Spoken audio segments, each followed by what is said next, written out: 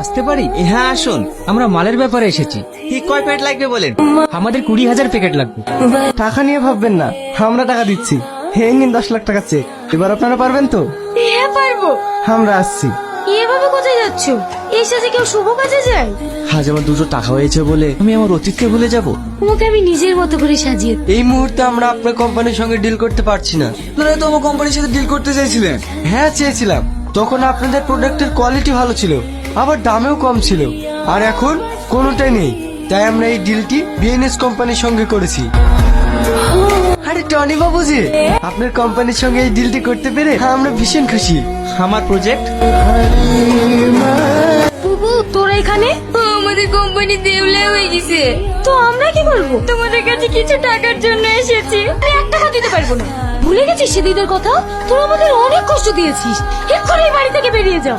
আজকে তোমার